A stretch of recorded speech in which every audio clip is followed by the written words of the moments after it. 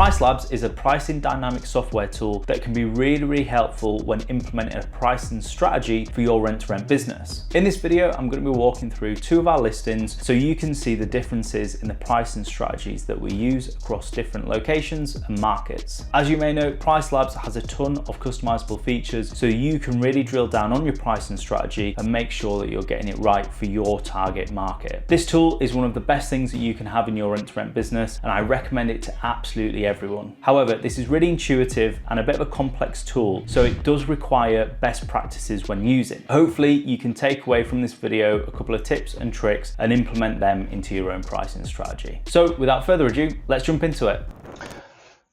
Okay, so this is Pricelabs. So we're on the home screen here. Now, Pricelabs essentially is a dynamic pricing software. And what that allows you to do is really customize, in many ways, your pricing strategy. And this really is dependent on the market that you're in, the target audience that you have, of how you implement a pricing strategy.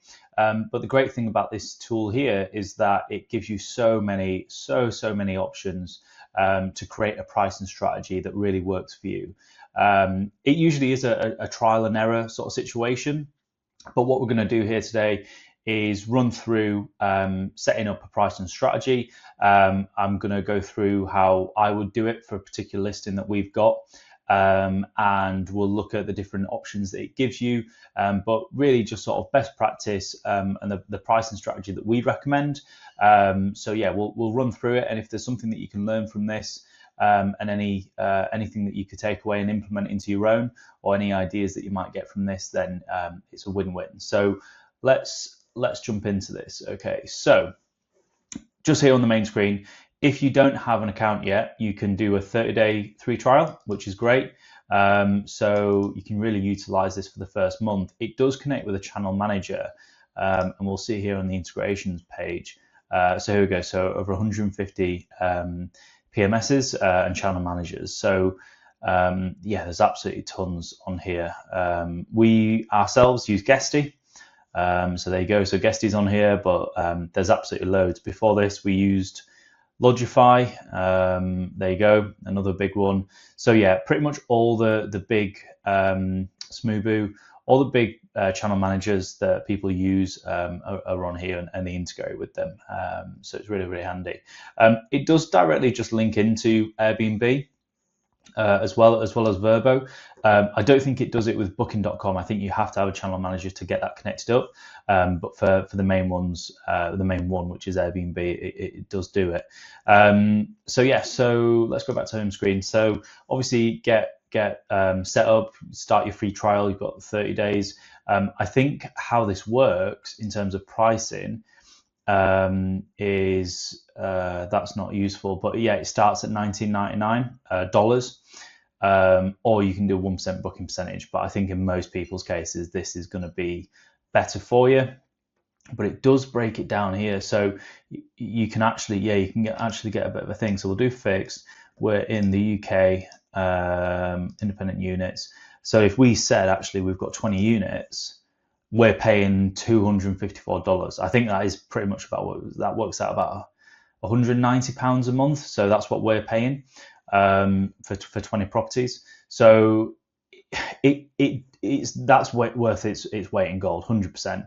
I highly recommend this. So I'm going to get logged in, and this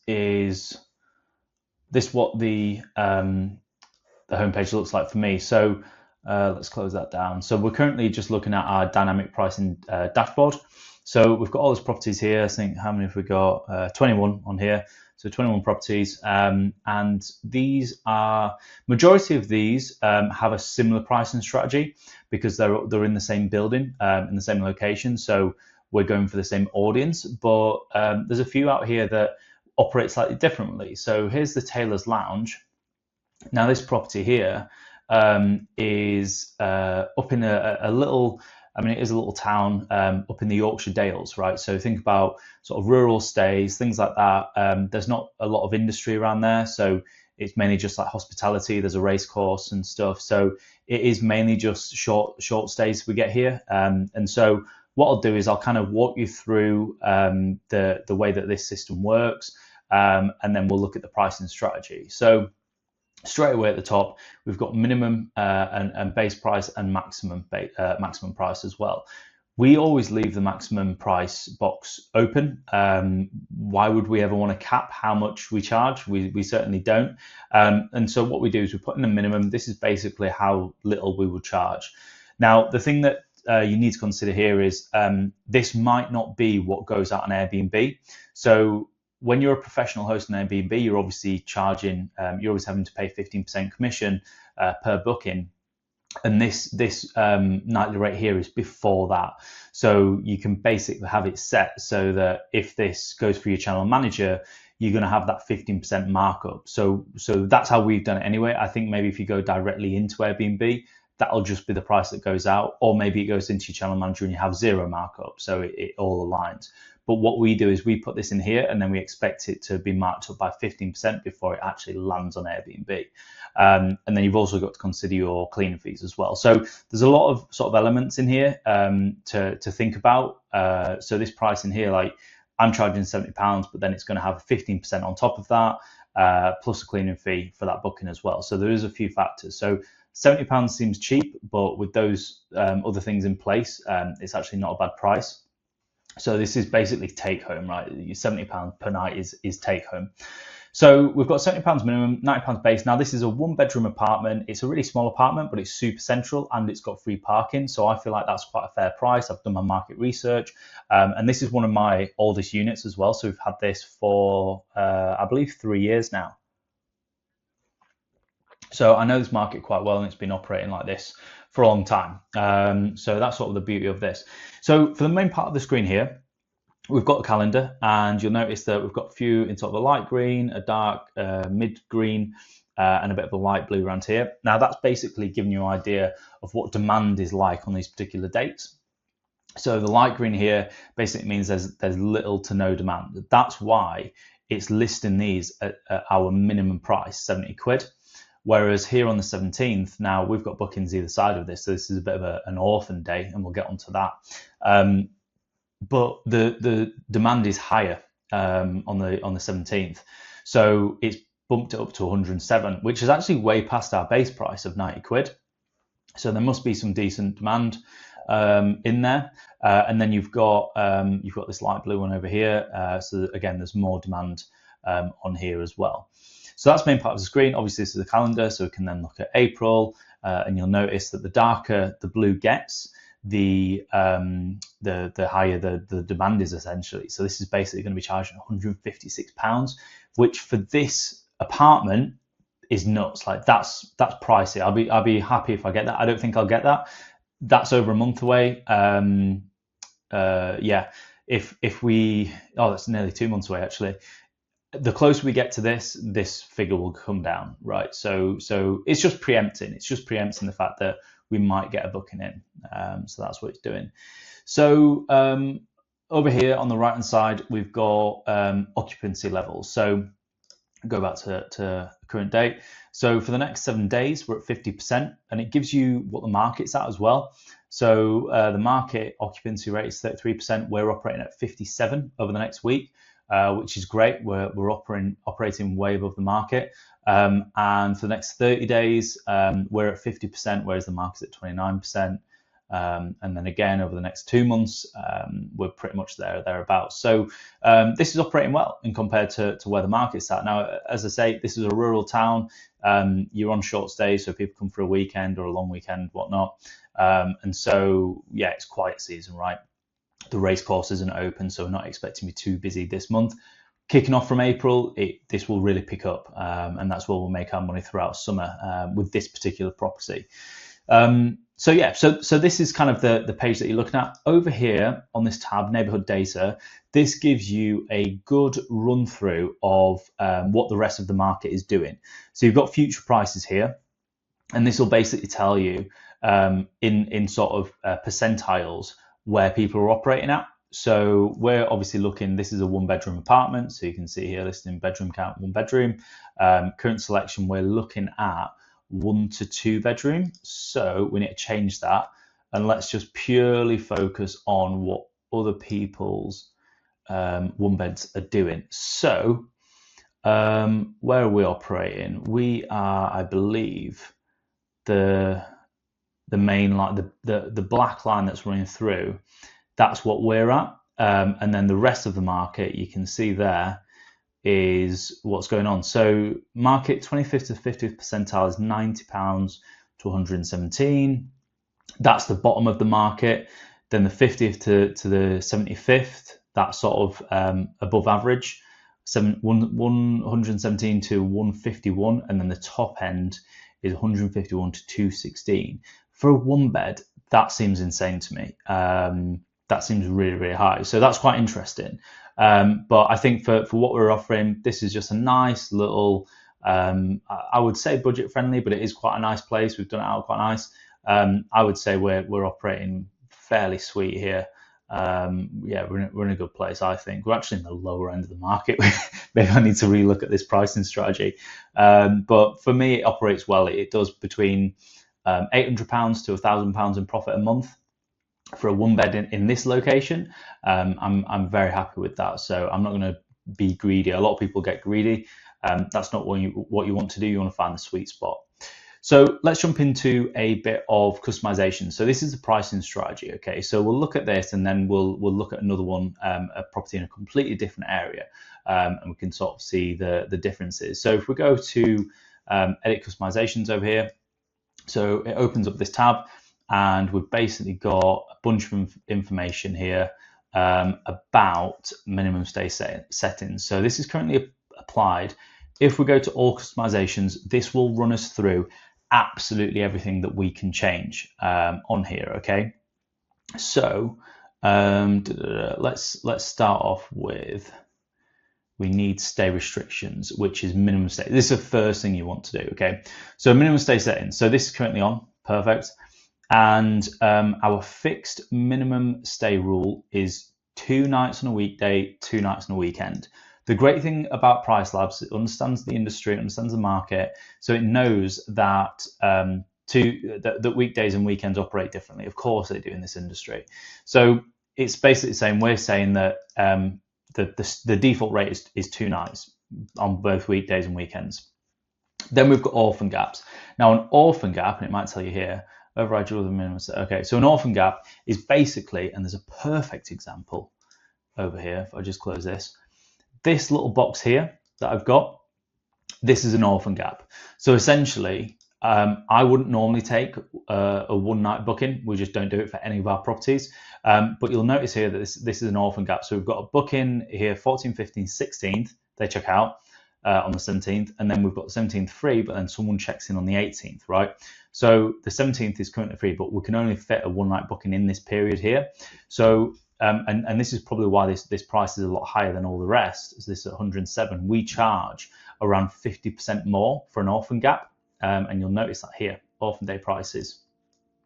So a weekday we charge 50% premium, a weekend we charge 50% premium, easy for me to say, and that's purely because there's a gap where we can't get a 2 night booking in, but we're going to charge a little bit more plus a cleaning fee just to fill that night. Just on the odd chance that someone might want a one night stay, because one night stays are probably like 80% of the market. However, for us, for a hotel, that's totally fine. That can operate like that. But for us, with the cleaning fee, with everything else, it just doesn't make sense to us. So we don't offer one night stays. We just don't do it. So, and you also open yourself up to parties. Now, where this location is, and on a Monday night, I can't see it happening, but we just don't recommend it. So going back to this then, orphan gap. So we're basically saying that if there's a gap of one night, then we will take the booking, but it has to just be that occasion where there's a gap between 2 bookings. Then we've got last minute bookings. We don't really offer anything like that for last minute bookings. This again might be a case where you basically say, okay, if there's a gap, or if they're trying to make a booking today to stay tonight, then we might take a one nighter, but we don't like to do that.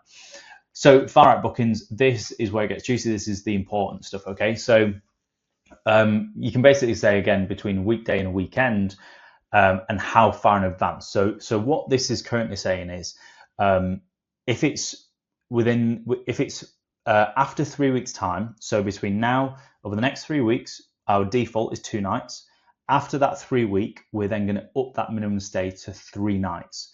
So it's basically saying if someone's booking within the next 3 weeks time frame, they can stay for 2. If it's after 3 weeks, and of course this is rolling as each day passes, then they've got to stay for 3.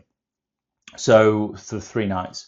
So that's that. And then what I've got in here as well is if they're booking a month and a half in advance, so 45 nights, then they have to stay for a week. Now, to be fair, that's a little bit harsh. I could probably loosen that, but I don't want to stop ourselves from getting long-term bookings either. But I could mess around with this, right? So I could say here, let's add this in, okay? We'll push this on. So we'll say they need to stay for a week if they're booking. I feel like 60 days, so 2 months is quite fair. If they're booking between 3 weeks and 6 weeks, they need to stay for 5. So you can spread this out, right? You can make it a little bit better. So I think that is quite fair. So we've added that little section in, which from what it was before won't really change much, but it may open us up for 5-night bookings over that. Or I might say, do you know what? I want them to stay for 4 nights throughout the week, but 3 nights on a weekend. So I'm still opening myself up for long weekend bookings as well. Based on this market, I think that's quite a good deal. So moving on, we have got, let's go over here, all customization. So we've got last minute pricing. Now, again, we don't do last minute pricing, but you can if you wanted to. So you could have a fixed last minute pricing. So you could say in here, do you know what, we're going to drop it down just to 60 quid if they book within 1 day, or if they book within 3 days, it's going to be 60 quid. Or you could have a little percentage. So there is a 30% premium or discount. So we could say, okay, if they book within 3 days, they get 30% discount. Again, you can kind of do it. I wouldn't do anything like that, or maybe have like a flat percentage. The most I would do is give them a 5% discount for booking within 1 day. I've got that on a few of ours, but it never really makes much difference. So we just don't run with it. And especially again in this market, this particular property, I just can't see it happening. So we've got that. Then we've got far out prices. Now, far out prices, and you'll notice again, we don't run far out price on this. The reason we did used to, last year we did, but what happens is you tend to get a little bit greedy about it. I would rather have a booked out calendar of people paying realistic prices, because if people are booking, think about early bird bookings. If people are booking far in advance, they expect some kind of offer, whereas I was putting the price up to make sure that I wasn't missing out on decent bookings, essentially. So that's kind of where you can get caught up in it. So again, far out pricing we don't do. I don't want people to be rewarded for blocking out my calendar 6 months in advance. I don't want to. That's not a reward that I want to be giving out. So I'm not too keen on doing far out pricing. But you can do. You can basically say. So you've got gradual flat. So if they book after, let's call it 3 months, 90 days, if they do that, then they have to pay a 20% premium on top of what the current price is. So if my current price is £90, they're gonna have to pay 20% premium if they're booking in 3 months in advance. Again, I would rather a long-term booking book in, and I want to reward a long-term booking in, but so I wouldn't really put a premium on. So that's why I don't like far out pricing. Then you've got orphan days. Again, orphan days, as we explained, it's where there's a small gap left between 2 bookings. So with this one, we increase it by 50%. On some of mine, I've actually got it up at 100%. So I'll charge them 100% premium for gaps between 1 and 1 nights. And if I save this, we will then see that this little box down here has gone from 107 to 143. So we're now charging 143 because I'm charging double the rate, so 70 times 2 essentially. I think that's actually fair, so I'm going to leave that. So back to that. So orphan day pricing, so yeah, that's cool. I'm going to leave that. Occupancy-based adjustments. This essentially means that if you are running at like a high occupancy, let's say you're running at 70-80% for the next week or the next month, it will up your pricing. So it'll say, well, hey, well, look, we're pretty booked out. We're going to up the pricing more because, well, why not? Or you can discount it. So you can discount and say, look, we're at 8%. Let's just fill these nights. I don't think either of those are intuitive. I just don't think it's a smart move. If you're at 80% and then you up all your prices because you think you've got that demand, well, the chances are that you've got a good pricing strategy in place already. You just want to get those nights filled with your current pricing strategy. If you're at a point where you're at 8%, you start discounting, well, again, it's kind of backwards because you've already got a good pricing strategy in place. So what's the point of just giving nights away for a discount? So that's, we just don't really use this, but you've got that option too. So we could say, right, super aggressive discounting, and it will just lock it in. And it'll just almost give the nights away for, not for free, but at very little cost. So we don't run that. Safety minimum price, don't really need. Demand factor sensitivity. So this basically means by the system understanding the demand, it will increase your prices. You've got to be really careful with this because some people have found that with Pricelabs, they'll outprice themselves from the market massively, and the host won't even know. So you need to be really, really sensible with this. So the reason we have this on conservative, we don't want it on no demand factor because that will just keep our pricing around the base. If there's genuine demand, and for this location there's a race course and there's horse racing weekends, we have that pumped up because this is a really small town. There's not a lot. The market's not saturated here. It is everywhere else, but not in this place. So we know that we can hold our own. And not have to be super competitive because we'll get booked out. The location's great. So yeah, we're going to be conservative. Modestly conservative is sort of like below the average. You've got recommended. We found that was way too high for us. We just it was just really, really expensive. And then we get to a week before and be like, why are we not booked out for a race weekend? And this would be the reason why. So we'd miss out on a booking.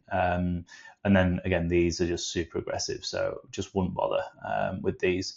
If you're in a scenario where you've genuinely got that much demand knocking on your door, which if you're in the UK, like, I just don't believe that would be the case. I can't imagine many places that would have that. It's not really a problem, is it, that benefit? But yeah, you want to be sort of aiming around these bottom two, if not no demand factor. So yeah. Seasonality factor. Now, we could use this.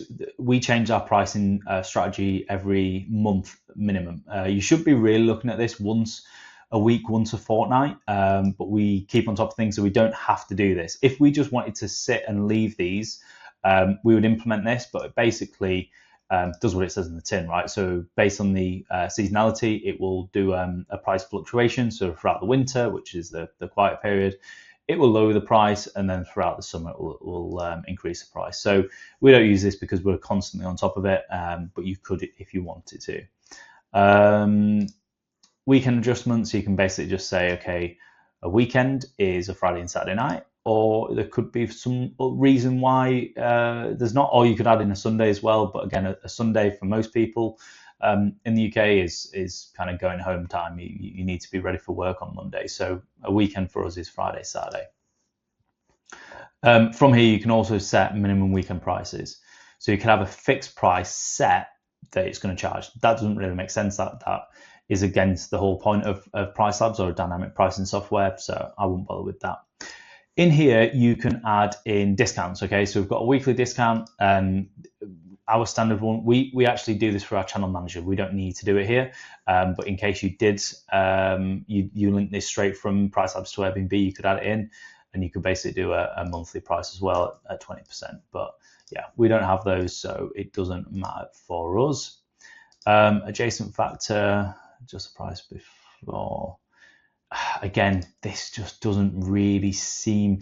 There's a lot of things that you can customize, but a lot of it almost becomes counterintuitive. The reason why they've got these, you've got to think that this operates on a global scale. So there's a lot of different markets that operate in very different ways. This gives you the ability to manage it to how you want it to operate. For the UK market, there's a lot of these elements where I just can't really see it happening. So there's a lot of tools that we just don't use. They have the week price adjustments. So this is basically where there's this thing where I think like 1 o'clock in the morning on a Tuesday is the best time to book a flight. Well, booking hotels and Airbnbs works the exact same way. So day of the week price adjustments, depending if it's Tuesday and they make a booking, well, it might be lower. If it's a Saturday, then they make a booking, it might be higher.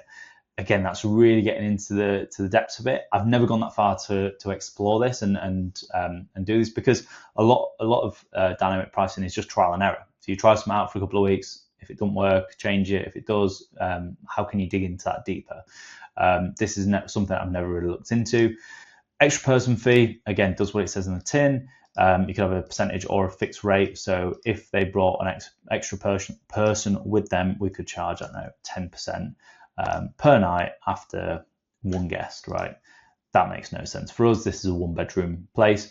If this would be good if you had, let's say it was a 2-bedroom property, but you've managed to squeeze in, I don't know, 4, 5, 6 beds in there. That's where you could add this in and make it more expensive for the more people who come in. It's easy to kind of get around this as a guest, because you would just say, oh, well, there's only 2 of us come in. That might mean that you don't make so many of the beds, but it's kind of there. So we don't like to use it, mainly because we don't squeeze beds into properties. We like to have the whole property and spacious for everyone. So we don't use this, but you could do if that was your market. If you're going for a contractor market, then that's certainly something that you'd use.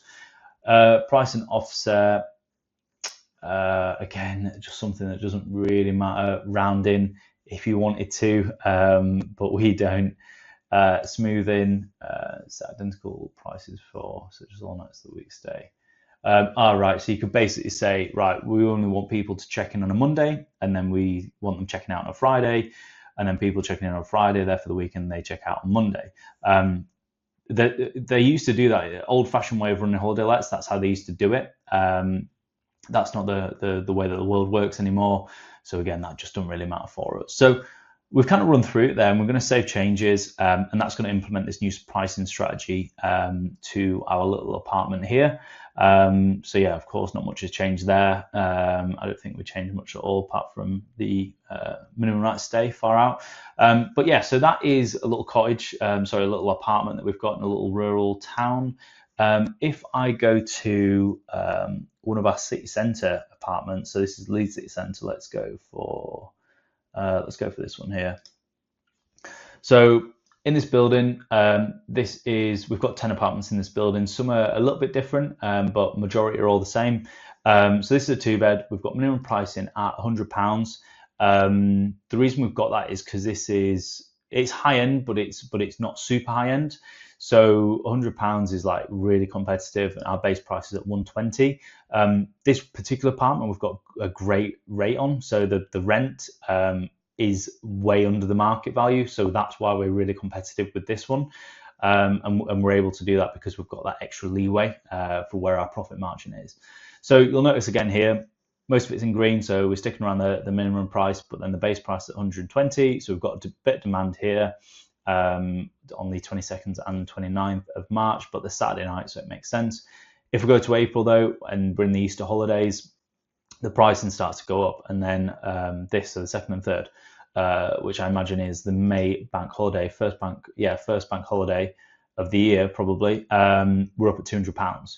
So it makes sense, right, that if we had a booking come in, and this isn't good right now, I think by tomorrow this will drop down to 3 nights, but we've got that minimum night stay working, that far out thing, so all the way through, so 5 nights. Okay, so 5 nights, but then if they book on a Friday, then they're going to be able to stay for 3 nights, and that would include this because they're booking on a Friday. So if they book a Friday or Saturday, they can stay for 3.